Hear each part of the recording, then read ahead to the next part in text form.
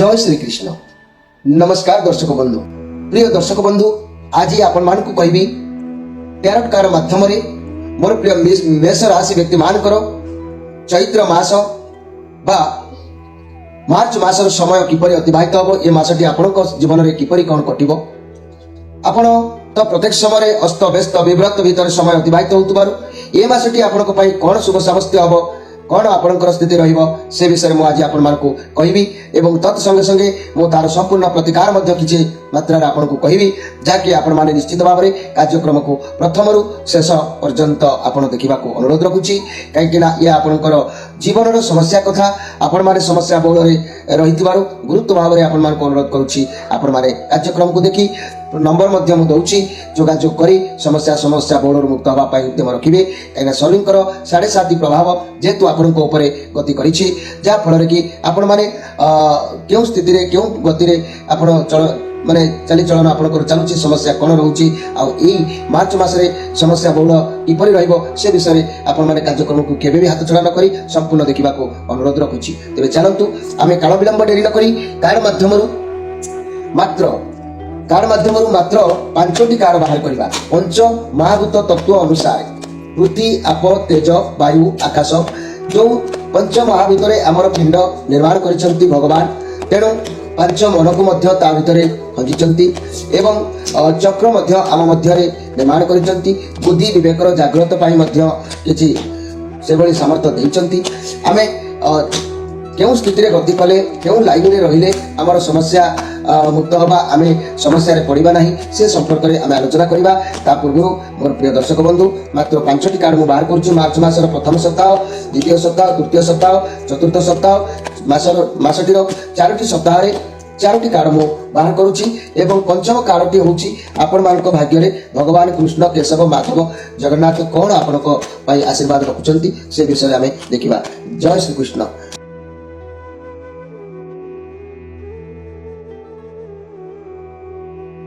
मार्च मास बा चैत्र मासर प्रथम सप्ताह कार्ड को देखिबा कोन आसुछि। मोर प्रिय मेष राशि रो व्यक्ति मानक पई मार्च मासर प्रथम सप्ताह कार्ड आसुछि क्वीन ऑफ वांस। बहुत सुंदर कार्ड आसीछि, मो बहुत धन्यवाद दउछि ए कार्ड को। कहीं के ना समस्या बहुल भितर रहउथिबा मोर प्रिय मेष राशि व्यक्ति मानक पई ए मासटी प्रथम सप्ताह कार्ड क्वीन ऑफ वांस कार्ड आसीछि। सबु आरो माने जाकि सबु कार्य को बहुत चतुरतार सहित आपण करिवे। आपण को भल भाव जना अछि का द्वारा केउ कार्य करा जाय परिबो से बुद्धि आपण खर्च करिवे एवं का ठारू कोन साहाय्य हासिल करिवे किबा कार्य हासिल करिवे से लक्ष्य रे आपण मासर प्रथम सप्ताह रो आईडिया रखिवे। जेतु ए पॉजिटिव कार्ड अछि बहुत भल रे दिन आपण कर जाउछि, आपण कर भाबिथिबा कार्य निश्चित भाव रे हासिल करिवे। घर परिवार दाम्पत्य जीवन आपण कर निश्चित भल रहिबो। मोर प्रिय मेष राशि व्यक्ति माने लव रिलेशन अति सुंदर समय अतिबाहित हबो। व्यवसायी माने भाविथिबा कार्य को पूर्ण करिवे। व्यवसाय स्थल रे छात्र छात्री माने आज्ञा दिन हेबे, लक्ष्य स्थल रे पहुंचबा पई उद्यम जारी रखिबे। काहे कि ना ई क्वीन ऑफ वांस कार्ड आत्मविश्वास रो कार्ड, बहुत शक्तिशाली, बहुत दयालु स्वभाव रो कार्ड, समस्त को निज अधीन करि पारिबे। मोर प्रिय मेष राशि रो व्यक्ति माने बहुत साहाय्यकारी भी आपण उठंती। आपण मध्य बहुत बुद्धिमान, निज राग को सब बेले निज आयत रे रखिबा को आपण ए मास रे चेष्टा करंतु, सफल सीमा रे पहुंची पारिबे। प्रकृति को भल पाइबा, समस्त को निज को समस्त को स्नेह आदर करिबा, सब किछि आपण को भितरे जागी उठिबो, जाको निज भल पाइबारे आपण बांधी रखिबे। तेणु आपण को पाई दिन प्रथम सप्ताह रे शुभ कार्ड आसीछि। शुभंकर हो आपण को मार्च मास निश्चित भल रे समय अतिबाहित होउछि। तबे मार्च मासर प्रथम सप्ताह कार्ड गला परे आमे ताकू द्वितीय सप्ताह को पुणी अनुध्यान करिबा। द्वितीय सप्ताह कार्ड आइला the world card. World card कहले सारा विश्व को बुझौछि। तेणु जहा किछि बा जो बंधन रे आपण रहिचंती आपण को पाई बेस्ट बंधन रहइबो। आपण को बुद्धि आपण को शक्ति को ठीक भाव रे सदुपयोग करिबा उचित अछि। जदि व्यवसाय करूथिले ताले ठीक समय आपण को व्यवसाय को टिके उन्नत करिबा पाई निज बुद्धि सदुपयोग करिबा आवश्यक अछि। जहा भी खराब जिनिस अछि आपण को पाखरु ताकू दूरे दियंतु।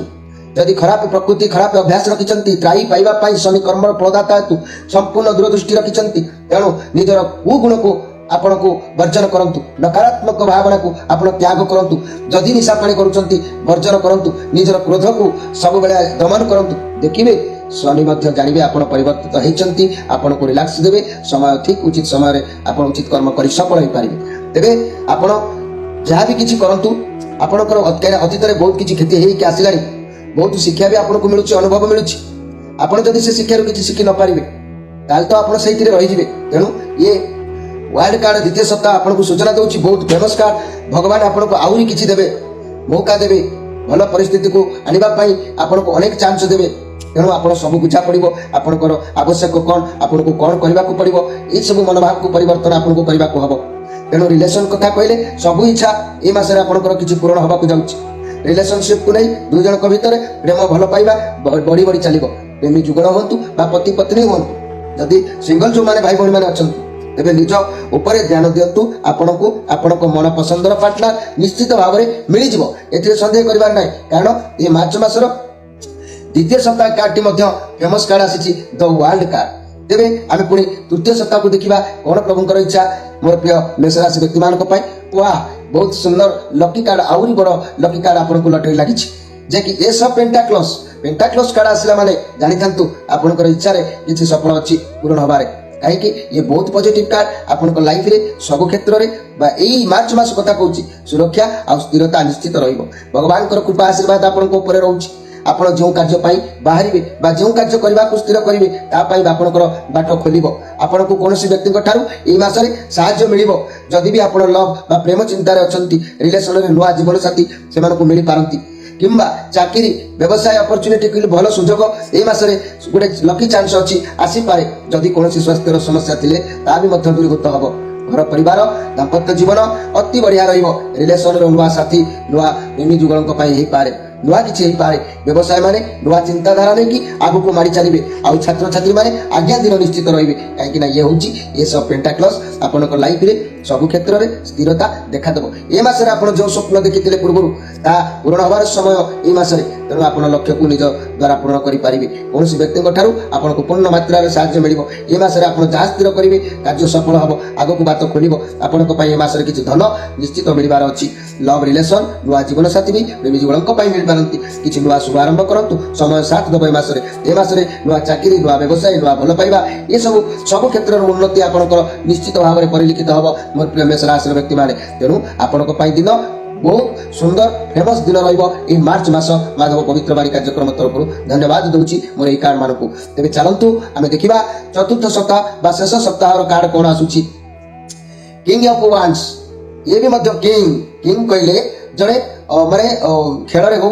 कर्म हो से मास्टर होता दरकार तेणु ये से टाइप कार्ड आसी तेणु किंग ऑफ वांड्स समय अनुसार निजक परिवर्तन आप करेंगे धन्यवाद आपन को भल भाव जना अच्छी कौन करेंगे कौन ना लोक मान किपर कार्य हासिल करेंगे आपन को भल भाव में आसब बहुत एनर्जी रही मौज मजलिस करेंगे आप मौजर भी पूरा माहिर भी अटंती आपड़ बुलाबुली करने को मसरे जबार जो कहूँ आदि जो मैंने बाहर दुनिया काम कर मीडिया फिल्ड में काम कर सफलता भल मिल आग को बढ़ी पारे बहुत पॉजिटिव कार्ड अच्छी कर्म अवहेला करूँ ना कर्म कर फल पाई प्रणीता अवश्य भंजयी तेणु मो कहवा कथा समय खराब थे कि हाथ देखी बसीजे कर्म छाड़ू ना कर्म कले आपन को कर्मर फलदाता कर नजर जेहेतु अच्छी तेणु से आपन को तार पूर्ण फल प्राप्ति देवे तेणु दाम्पत्य जीवन भल लव रिलेसन आगु को बढ़िबार सुजोग व्यवसाय माने किसी बाकी टंका आदाय करिवार सक्षम हो पारे छात्र छात्री माने बुद्धिमान कार्य निश्चित भाव में करेंगे कहीं ये बुधंकर कार्ड आसी आप बहुत उत्साहित रोचंती जहाँ चाहिए ता ये मसरे करेंगे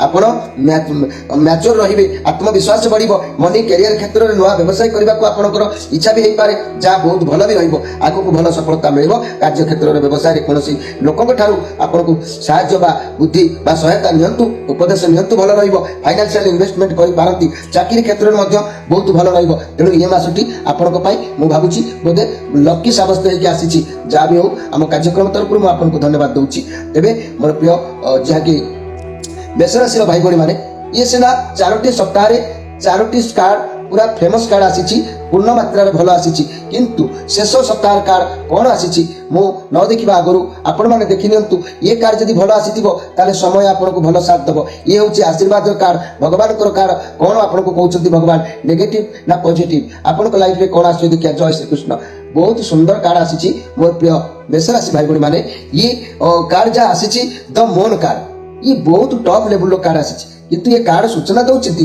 ଇଏ ଭଗବାନଙ୍କର ଆଶୀର୍ବାଦ କୃଷ୍ଣ କେଶବ ମାଧବ ଜଗନ୍ନାଥଙ୍କର କାର୍ଡ ଇଏ ଆପଣଙ୍କ ଭିତରେ ଅହଙ୍କାରକୁ ତ୍ୟାଗ କରିବାକୁ ଏ କାର୍ଡ କହୁଛନ୍ତି। କିଛି ଅହଙ୍କାର ଆପଣଙ୍କ ଭିତରେ ବା କ୍ରୋଧ ବା ରାଗ ବା ଇଗୋ ଏଇ ଜିନିଷଟା ଯୋଉ ରହୁଛି ତାକୁ ଆପଣ ତ୍ୟାଗ କରନ୍ତୁ। ତାହେଲେ ଆପଣଙ୍କ ପାଖାପାଖି ଦ୍ରବ୍ୟ ପଜିଟିଭ ଭାବରେ କାର୍ଯ୍ୟ କରିବେ। ଆପଣଙ୍କର ହେବାକୁ ଥିବା କାର୍ଯ୍ୟ ନିଶ୍ଚିତ ଭଲ ହେବାର ରାସ୍ତା ନିଶ୍ଚିତ ଉନ୍ମୁକ୍ତ ରହିବ। ଆପଣ ଟିକେ ତା ନହେଲେ କାର୍ଯ୍ୟ ବିଗିଡ଼ିଯିବ ଯଦି ରାଗ ରଖିବେ କ୍ରୋଧ ରଖିବେ ଟିକେ ସତର୍କ ରହିବା ଆବଶ୍ୟକ ଅଛି। ତେଣୁ ମୋର ପ୍ରିୟ ଯାହାକି ମେଷ ରାଶିର ଭାଇ ଭଉଣୀ ମାନେ ଇଏ ଆପଣଙ୍କର ନିଜ କାର୍ଡ ଆସିଛି। ଇଏ ଆପଣଙ୍କର ଯୋଉ ନିଜ କାର୍ଡ ଆସିଛି ମଙ୍ଗଳଙ୍କର କାର୍ଡ ଆପଣଙ୍କର ଭାବ ପ୍ରବଣତା କାରଣରୁ ସବୁବେଳେ ଆପଣ ଚିନ୍ତାରେ ରହୁଛନ୍ତି, ଆଗୁଆ ଭାବୁଛନ୍ତି, ଚିନ୍ତାରେ ସେଥିପାଇଁ ପଡୁଛନ୍ତି। ତେଣୁ ଆପଣଙ୍କର ଅହଂ ଭାବ କେବେ ବି ସାଟିସ୍ଫାଏଡ୍ ହଉନାହିଁ। ତେଣୁ ଯାହାଦ୍ୱାରା ଆପଣ ସବୁବେଳେ ସବୁ ସମୟରେ ଚିନ୍ତାମଗ୍ନ ରହୁଛନ୍ତି। ଅନୁରୋଧ କରିବି ସବୁବେଳେ ଉଦାସୀନ ରହୁଛନ୍ତି ସେଥିରୁ ବାହାରି ଆସନ୍ତୁ। ଆପଣଙ୍କର ଅହଙ୍କାର କ୍ରୋଧକୁ ଦମନ କରିଦିଅନ୍ତୁ। ଆପଣ ବୁଦ୍ଧି ଖଞ୍ଜିଲେ କଣ ପାର ହେଇପାରିବେ? କରି କରାଉ ଅଛି ସେଇ ତା ବିନୁ ଅନ୍ୟ ଗତି ନାହିଁ। ତେଣୁ ଆପଣ ଭଲ ଭାବିଲେ ସେ ଭଲ ବୁଦ୍ଧି ଦେଇଥାନ୍ତି, ଆପଣ ଅଙ୍ଗ ଭାବ ରଖିଲେ ସେ ଅଙ୍ଗ ବୁଦ୍ଧି ଆପଣଙ୍କୁ ଦେଇଥାନ୍ତି। ତେଣୁ ସବୁବେଳେ ଅଙ୍ଗ ଭାବକୁ ତ୍ୟାଗ କରନ୍ତୁ, ଛାଡ଼ନ୍ତୁ। ତୁରନ୍ତ ଏ ପ୍ରକୃତିକୁ ଦମନ କରିବା ପାଇଁ ଇଏ ଆପଣଙ୍କର ନିଜ କାର୍ଡ କହୁଛି। ନିଜର ପସନ୍ଦ ଦ୍ରବ୍ୟ ସେଥିପାଇଁ ହାତ ଛଡ଼ା ହେଇଯାଉଛି। ତେଣୁ ତୃତୀୟ ମଣିଷ ଦ୍ୱାରା କିଛି ଆପଣଙ୍କର ହେବାକୁ ଥିବା କାର୍ଯ୍ୟକୁ ଖରାପ ଆପଣ କରୁଛନ୍ତି। ତେଣୁ ସତ୍ୟ କେହି ବି ଆପଣଙ୍କୁ ସତ୍ୟ କହୁନାହାନ୍ତି, କେବେ ବି ଆପଣଙ୍କୁ ସହିପାରୁନାହାନ୍ତି। ଆପଣଙ୍କର କାର୍ଯ୍ୟ ବାଧା ଦେଲା ଭଳି ଶକ୍ତି ସବୁବେଳେ ଆପଣଙ୍କ ପାଖରେ ରହୁଛି। ତେଣୁ ଆପଣ ଯଦି ଅହଙ୍କାରକୁ ତ୍ୟାଗ କରୁଛନ୍ତି ସବୁଗୁଡ଼ିକ ବଳେ ବଳେ ଅପସରି ଯିବ। ମଳିହୀନ ଲାଗିଥିବା କପଡ଼ାରେ ଯଦି ଆମେ ସର୍ଫ ପକେଇବା ମଳିଗୁଡ଼ାକୁ ବାନ୍ଧିକି ରହିବ ସେ ଅଟୋମେଟିକ କପଡ଼ାକୁ ଛାଡ଼ିକି ଚାଲିଯିବ, କପଡ଼ା ପୁରା କ୍ଲିନ୍ ହେଇଯିବ। ତେଣୁ ଆପଣ ଏଇ ଅହଂ ଭାବ ପାଇଁ ଆପଣଙ୍କର ଅନେକ କାର୍ଯ୍ୟ ପ୍ରକୃତି ଆପଣଙ୍କୁ କୁବାଟକୁ ଗତି କରାଉଛି। ଏଇ ଅହଂ ଭାବକୁ ଖରାପ ପ୍ରକୃତିକୁ ଆକୁ ଦମନ କରିଦିଅନ୍ତୁ। ଦେଖିବେ ଶନି ମହାରାଜ ଆପଣଙ୍କୁ ନିଶ୍ଚିତ ବିଜୟ ସୀମାରେ ପହଞ୍ଚାଇବେ। ଆପଣଙ୍କ ପାଦରେ ଅଣ୍ଟା ଫୁଟିବାର ଆଘାତ ରହିବ ନାହିଁ। ଆପଣଙ୍କର ମନକୁ ଯଦି କୂଟ ଚକ୍ରାନ୍ତ ଭିତରେ ରଖିବେ ନିଶ୍ଚିତ ଭାବରେ ପରିଶାନ ଭିତରେ ଗତି କରିବେ। ତେବେ ମୋର ପ୍ରିୟ ମେଷ ରାଶି ଆପଣମାନଙ୍କ ପାଇଁ 5ଟି କାର୍ଡ ଯାହା ଆସିଛି ଅତି ଉତ୍ତମ କାର୍ଡ ଆସିଛି, ବଢିଆ କାର୍ଡ ଆସିଛି, ଭଲ କାର୍ଡ ଆସିଛି। ତେବେ ସାରାଂଶ କଥାରେ ଆପଣ ନୋଟ୍ କରନ୍ତୁ ମାଧବ ପବିତ୍ର ବାଣୀ କଣ କହୁଛି ଏ ମାସରେ ସମ୍ପୂର୍ଣ୍ଣ ବିବରଣୀ ଉପରେ ଧ୍ୟାନ ଦିଅନ୍ତୁ। 4ଟି ସପ୍ତାହର କଥା କହିଲି, ଭଗବାନଙ୍କର କୃପା ଆଶୀର୍ବାଦ କଥା କହିଲି, ଏବେ ଗାଈ ମଟରର ସବୁ କାର୍ଡର କଥା କହୁଛି, ଲେଖିକି ରଖନ୍ତୁ। ଜୟ ଶ୍ରୀକୃଷ୍ଣ। ମେଷ ରାଶି ଭାଇ ଭଉଣୀ ମାନେ ଗୁରୁଜନ ମାନେ ଏ ମାସଟି ଖୁବ ଭଲରେ ଆପଣଙ୍କର ସମୟ ନିଶ୍ଚିତ ଭାବରେ ଯାଉଛି। ଦେହ ମନ ସମ୍ପୂର୍ଣ୍ଣ ସୁସ୍ଥ ରହିବ। ବିଭିନ୍ନ ସୂତ୍ରରୁ ଆୟ ଯୋଗ ଆପଣ ପାଇବେ ଏ ମାସରେ। ତେଣୁ କର୍ମକ୍ଷେତ୍ରରେ ସଫଳତା ସହଯୋଗ ଯାହାକି ସମ୍ମାନ ମଧ୍ୟ ପାଇବେ, କାରଣ ଆପଣ ବିଭିନ୍ନ ସୂତ୍ରରୁ ଆୟ ଯୋଗ ଆପଣଙ୍କର ରହୁଛି। ତେଣୁ ପାରିବାରିକ ଜୀବନ ଭଲ ଭାବରେ ଉପଭୋଗ ହେବ। ଆଉ ଚାକିରିରେ ଆୟ ବଢ଼ିବ, ପ୍ରତିଷ୍ଠିତ ମଧ୍ୟ ହେଇପାରିବେ। ବ୍ୟବସାୟରେ ପ୍ରଚୁର ଲାଭବାନ ହେବାର ଯୋଗ ରହିବ। ଛାତ୍ରଛାତ୍ରୀମାନେ ସୁଖୀ ନିଶ୍ଚିତ ଭାବରେ ହେବେ। ତେବେ କେଉଁ ତାରିଖରେ କ'ଣ ଘଟିବ ତାକୁ ବି ଆପଣ ନୋଟ୍ କରିକି ରଖନ୍ତୁ, କେୟାରଫୁଲ ବି ରୁହନ୍ତୁ। ମୋର ପ୍ରିୟ ଯାହାକି ମେଷ ରାଶିର ଭାଇ ଭଉଣୀ ମାନେ ମାର୍ଚ୍ଚ ମାସରେ ମନେ ରଖନ୍ତୁ 1 ତାରିଖ ଠାରୁ 4 ତାରିଖ ପର୍ଯ୍ୟନ୍ତ ଆୟ ବ୍ୟୟ ସମାନ ସମସ୍ୟା ବହୁଳରେ ରହିବ। ଆଉ 5 ତାରିଖରୁ 8 ତାରିଖ ସୁଖ ସମୃଦ୍ଧି ଉତ୍ସାହ ନିଶ୍ଚିତ ଆପଣଙ୍କୁ ପ୍ରାପ୍ତି ହେବ। 9 ତାରିଖରୁ 11 ତାରିଖ ଦୁଃଖ ପୀଡ଼ା ଟିକେ ଦେଖାଦେବ, କାହିଁକି ଅହଂ ଭାବ କ୍ଲିନ୍ ହେଉନାହିଁ। ତେଣୁ 12ରୁ 14 ମାନେ ହଇରାଣ ଯୋଗ କର୍ମଚିନ୍ତା ଏସବୁ ଆକ୍ରମଣ କରୁଛି। ହେଲେ ବି ଆପଣ ଯଦି ଅହଂ ଭାବକୁ ପ୍ରତିଜ୍ଞାବଦ୍ଧକ ଭାବରେ ପରିତ୍ୟାଗ କରିବେ ନିଶ୍ଚିତ ସଫଳ ସୀମାରେ ପହଞ୍ଚି ପାରିବେ। ଆଉ ଯଦି 15ରୁ 18 ଆପଣଙ୍କର ଯାହାକି ଆଶଙ୍କା ଦୂର ଆଉ ଶାନ୍ତି ପାରିବାରିକ ସୁଖ ଆପଣଙ୍କୁ ନିଶ୍ଚିତ ମିଳିବ। 19 20 କାର୍ଯ୍ୟ ଟିକେ ଟିକେ ଲେଟ୍ ହେଲେ ବି 20 22 ଘାତ ଚନ୍ଦ୍ର ହେତୁ ଟିକେ ଶରୀର ସାମାନ୍ୟ ପୀଡ଼ା ଦେଖାଯାଇପାରେ। 23ରୁ 26 ଆପଣଙ୍କୁ ସୌଭାଗ୍ୟ ବୃଦ୍ଧି ମିଳିବ, ବିଜୟ ସମ୍ମାନ ଲାଭ କରିବେ। 27ରୁ 29 ବାଧା ବିଘ୍ନ ସତ୍ତ୍ୱେ ବି ସଫଳ କର୍ତ୍ତବ୍ୟ ପରାୟଣରେ ହେବେ, କାହିଁକି ନା ଭଗବାନଙ୍କର କୃପା ଆଶୀର୍ବାଦ ରହୁଛି। ଆଉ 30ରୁ 31 ହସ ଖୁସି କୌଶଳରେ କାର୍ଯ୍ୟ ସିଦ୍ଧି ଆପଣ କରିକି ନିଶ୍ଚିତ ସମସ୍ୟା ବହୁଳରୁ ମୁକ୍ତ ହୋଇପାରିବେ। ତେବେ ମୋର ପ୍ରିୟ ଯାହାକି ମେଷ ରାଶିର ବ୍ୟକ୍ତିମାନେ ଆପଣମାନଙ୍କୁ ମୁଁ କହିଲି ଯେ କେଉଁ ତାରିଖରେ କ'ଣ ସମସ୍ୟା ରହିବ, ଏ ମାସର ଗାଈ ମୋଟ କଥା କ'ଣ ରହିବ, ସପ୍ତାହରେ କ'ଣ ରହିବ ମୁଁ କହିଲି, ଜାଣିକି ଟିକେ କହିପାରୁନାହିଁ। କାହିଁକିନା ମୁଁ ଏ ମାସରେ ଅନେକ ଜିଲ୍ଲାକୁ ଯାଇଛି ଅନେକ ଲୋକଙ୍କର ସମସ୍ୟା କାର୍ଯ୍ୟକ୍ରମ ପାଇଁ। ତେଣୁ ଡାକିଛନ୍ତି ଲୋକମାନେ ଆମର କାର୍ଯ୍ୟକ୍ରମ ଦୈନନ୍ଦିନ କାର୍ଯ୍ୟକ୍ରମକୁ ଆମେ ଉପସ୍ଥାପନାରେ ଆପଣମାନଙ୍କ ପାଖରେ ପହଞ୍ଚି ପାରିନୁ। ମାସିକ କାର୍ଯ୍ୟକ୍ରମ ମଧ୍ୟ ବିଳମ୍ବ ହୋଇସାରିଲାଣି। ତେବେ ବି ଆପଣ ଦେଖନ୍ତୁ ଆପଣଙ୍କୁ ନମ୍ବର ଦିଆଯାଉଛି, ଯାହା ବୁଝି ନ ପାରିବେ ଯୋଗାଯୋଗ କରିପାରିବେ। ଏବେ ଆସନ୍ତୁ ଆମେ ଏଇ ମେଷ ରାଶି ବ୍ୟକ୍ତିମାନଙ୍କ ପାଇଁ ପ୍ରତିକାର କରିବା ସହଜ ସୂକ୍ଷ୍ମ ପ୍ରତିକାର ଯୋଉଟା କି ଆପଣମାନଙ୍କୁ ଆଉ ମାସ ମାସ ଧରି କିମ୍ବା ସପ୍ତାହ ସପ୍ତାହ ଧରି ପ୍ରତିକାର ନ କରି ସହଜ ସୂକ୍ଷ୍ମରେ କିପରି ବ୍ୟସ୍ତବହୁଳ ଜୀବନ ଭିତରେ ପ୍ରତିକାର କରିପାରିବେ ମୁଁ ସେ ବିଷୟରେ ଆପଣଙ୍କୁ ସଂକ୍ଷେପରେ ବିବରଣୀ ଦେଉଛି। ମନେ ରଖନ୍ତୁ ମୋର ପ୍ରିୟ ମେଷ ରାଶିର ଭାଇ ଭଉଣୀମାନେ, ଆପଣଙ୍କ ରାଶିର ଅଧିପତି ଗ୍ରହ ହେଉଛନ୍ତି ମଙ୍ଗଳ। ମଙ୍ଗଳ ସେନାନାୟକ ମଙ୍ଗଳ, ଭୂମିପୁତ୍ର ମଙ୍ଗଳ, ସେ ମହାପରାକ୍ରମୀ, ସେ ସବୁ କ୍ଷେତ୍ର ଅଗ୍ରିମ, ସେ ସବୁଥିରେ ପରାକ୍ରମ। ଆଉ ତାଙ୍କର ରୋଗ ବି ମଧ୍ୟ ସେଭଳିଆ ବଡ଼ ଭୟଙ୍କର, ତାଙ୍କର କାର୍ଯ୍ୟକ୍ରମ ବି ମଧ୍ୟ ବହୁତ ଉତ୍ତମ। କିନ୍ତୁ ଆପଣ ଯୋଉ ଲକ୍ଷ୍ୟରେ ଯିବେ ସେ ସେଇ ଧାରାରେ ଆପଣଙ୍କୁ ପହଞ୍ଚେଇବେ। ତେଣୁ ସେ ଯାହା ବି ହଉ ଆପଣଙ୍କ ଭିତରେ କେବଳ ସକାରାତ୍ମକ ଭାବନାକୁ ଜାଗ୍ରତ କରିବା ପାଇଁ, ପଜିଟିଭ ଚିନ୍ତାଧାରାକୁ ସୃଷ୍ଟି କରିବା ପାଇଁ, ଆପଣ ମଙ୍ଗଳକୁ ସନ୍ତୁଷ୍ଟ ରଖିବା ପାଇଁ ଶନିଙ୍କର କୃପା ଦୃଷ୍ଟି ଯେମିତି ରହିବ, ଆପଣ ତିନିମୁଖୀ ରୁଦ୍ରାକ୍ଷରକୁ ଗ୍ରହଣ କରନ୍ତୁ। କାରଣ ତିନିମୁଖୀ ରୁଦ୍ରାକ୍ଷର ସାକ୍ଷାତ ଅଗ୍ନି ଭାବରେ ବିଚାର କରାଯାଉଛି। ସ୍ତ୍ରୀ ହତ୍ୟାକାରୀ ପାପୀ ବା କୌଣସି କୁକର୍ମ କରିଥିବା ପାପୀ ତା ଜୀବନରେ ତିନିମୁଖୀ ରୁଦ୍ରାକ୍ଷର ଧାରଣ କଲେ ସେ ପାପରୁ ମଧ୍ୟ ମୁକ୍ତ ହୋଇଯାଇଥାଏ। ତେଣୁ ତିନିମୁଖୀ ରୁଦ୍ରାକ୍ଷରକୁ ବ୍ରହ୍ମା, ବିଷ୍ଣୁ, ମହେଶ୍ୱର ଭାବରେ ପୂଜା କରାଯାଇଥାଏ। ତିନିମୁଖୀ ରୁଦ୍ରାକ୍ଷର ତିନୋଟି ଗୁଣ ରହୁଛି। ତିନିଟି ଗୁଣ ଭୂ, ସତ୍ୱ, ରଜ, ତମ, ଆକାଶ, ପାତାଳ, ପୃଥିବୀ ଭାବରେ ବିଚାର କରାଯାଇଛି। ତିନିମୁଖୀ ରୁଦ୍ରାକ୍ଷ ଧାରଣ କଲେ ବାତ, ପିତ୍ତ ଆଦି ରୋଗରୁ ନିଶ୍ଚିତ ଉପଶମ ମିଳିଥାଏ। ଏହାକୁ ଧାରଣ କଲେ ମନୁଷ୍ୟଠାରେ ଥିବା କୁବୃତ୍ତି ବା ଖରାପ ଚିନ୍ତାଧାରା ନଷ୍ଟ ହୋଇଯାଇଥାଏ। ପର ସ୍ତ୍ରୀ ଗମନା କରୁ ବା କୌଣସି ପାପ ଯେବେ ପାପୀ କରିଥାଏ ଏହି ରୁଦ୍ରାକ୍ଷ ଧାରଣ କଲେ ତାର ପାପୀରୁ ପାପର ଧ୍ୱଂସ ହୋଇଯାଇଥାଏ। ତେଣୁ ଏହି ରୁଦ୍ରାକ୍ଷର ମୋର ପ୍ରିୟ ଯାହାକି ମେଷ ରାଶି ବ୍ୟକ୍ତିମାନେ ନିଶ୍ଚିତ ଭାବରେ ଧାରଣ କରିବା ବିଧେୟ ଅଛି। ତା ସହିତ ନବଗ୍ରହ ଶନି, ରାହୁ, କେତୁ ଆଉ ଏଇ ଯୋଉ ବୃହସ୍ପତି ଏମାନଙ୍କର ଯୋଉ ପ୍ରଭାବ ଆପଣଙ୍କ ଉପରେ ଯୋଉ ଦୁର୍ଦିନ ଅବସ୍ଥା ଜାରି ରହିଛି ଏଥିରୁ ମୁକ୍ତ ହେବା ପାଇଁ ଶରୀର ଯଦି କିଛି ରୋଗ ଦେଖାଯାଉଛି, ଯଦି ଫାଇନାନ୍ସ ପ୍ରୋବ୍ଲେମ ରହୁଛି, ଯଦି ସ୍ୱାମୀ ସ୍ତ୍ରୀ ମନମତାନ୍ତର, କୋର୍ଟ କଚେରୀ ମାଲି ମକଦ୍ଦମା, କେସ୍ ବାସ୍ ଯଦି ଜାରି ରହୁଛି, ଚାକିରିରେ ଅବହେଳା ରହୁଛି, ବିଦ୍ୟା କ୍ଷେତ୍ରରେ ଯଦି ଦୁର୍ବଳ ରହୁଛନ୍ତି କିମ୍ବା ଚାକିରି ପାଇଁ ଆପଣ ବାରମ୍ବାର ପରାଜିତ ହେଉଛନ୍ତି କିମ୍ବା ଶତ୍ରୁ ବୁଦ୍ଧି ହେଉଛି, ଫାଇନାନ୍ସ ପ୍ରୋବ୍ଲେମରେ ରହୁଛନ୍ତି, ବାରମ୍ବାର କର୍ଜ ଦିଅନା ବୁଡ଼ି ଯାଉଛନ୍ତି, ତାହେଲେ ଆପଣ ସେଇ ନବଗ୍ରହଙ୍କୁ ସନ୍ତୁଷ୍ଟ କରିବା ପାଇଁ ଏକ ନବଗ୍ରହଙ୍କର ସ୍ନାନ ଯୋଗ ମୂଳିକାକୁ ଗ୍ରହଣ କରନ୍ତୁ। କ'ଣ ନା ଧଳା ସୋରିଷ, ଲୋଦ୍ର, ହଳଦୀ, ଦାରୁ ହଳଦୀ, ମୁଥା, ଧାନ୍ୟ, ବେଣାମୂଳ, ପ୍ରିୟଙ୍ଗୁ, ବଚ, ଜଟାମାଂସି ପ୍ରତ୍ୟେକରୁ ସମ ପରିମାଣରେ ନେଇ ତାକୁ ଜଳରେ ପକାଇ ଆପଣଙ୍କର ରାଶିର ଅଧିପତି ଗ୍ରହ ମଙ୍ଗଳଙ୍କ ପାଇଁ ମଙ୍ଗଳବାର ଏବଂ ଶନିଙ୍କର ଯୋଉ ଦୃଷ୍ଟି ପଡ଼ିଛି ଶନିବାର ମାତ୍ର ବର୍ଷରେ 2-3 ଥର ଏହାକୁ ନେଇକି ଆପଣ ସ୍ନାନ କରନ୍ତୁ।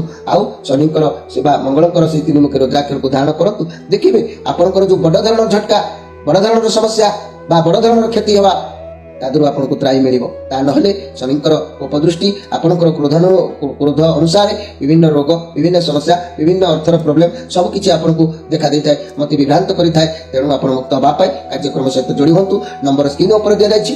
ମୋର ପ୍ରିୟ ମେଷ ରାଶିର ଭାଇ ଭଉଣୀମାନେ, ଆପଣମାନେ ଏତିକି ମନେ ରଖନ୍ତୁ, ଆପଣଙ୍କର ଶୁଭବାର ହେଉଛି ମଙ୍ଗଳବାର, ଗୁରୁବାର। ଯେତେବେଳେ ଯୋଉ କାମ କରୁଛନ୍ତି ଏଇ ମଙ୍ଗଳବାର, ଗୁରୁବାର କରନ୍ତୁ। ଆପଣଙ୍କର ଘାତବାର ହେଉଛି ରବିବାର। ଏଇ ଘାତବାରରେ କେବେ ବି କୌଣସି କାର୍ଯ୍ୟ କରନ୍ତୁ ନାହିଁ। ଆଉ ଘାତ ତିଥି ବି ମନେ ରଖନ୍ତୁ, ପ୍ରତିପଦ, ଷଷ୍ଠୀ, ଏକାଦଶୀ ଏଗୁଡ଼ିକ ହେଉଛି ଅଶୁଭ ତିଥି। ଏ ସ୍ଥିତିରେ କେବେ ବି କାର୍ଯ୍ୟ କରନ୍ତୁ ନାହିଁ। ଆଉ ପ୍ରାୟ ସମୟରେ ଆପଣ ନାଲି ଧଳା ରଙ୍ଗର ପୋଷାକ ପରିଧାନ କରନ୍ତୁ, ଆପଣ ନିଶ୍ଚିତ ଭାବରେ ଉପକୃତ ହେଇପାରିବେ। ନହେଲେ ଆପଣଙ୍କର ପ୍ରବାଳ ରତ୍ନକୁ ଗୋଟିଏ ଧାରଣ କରନ୍ତୁ। ପ୍ରବାଳ ରତ୍ନ ଧାରଣ କଲେ ମଧ୍ୟ ସକଳ ରିଷ୍ଟରୁ ଆପଣଙ୍କୁ ମୁକ୍ତ ମିଳିବ।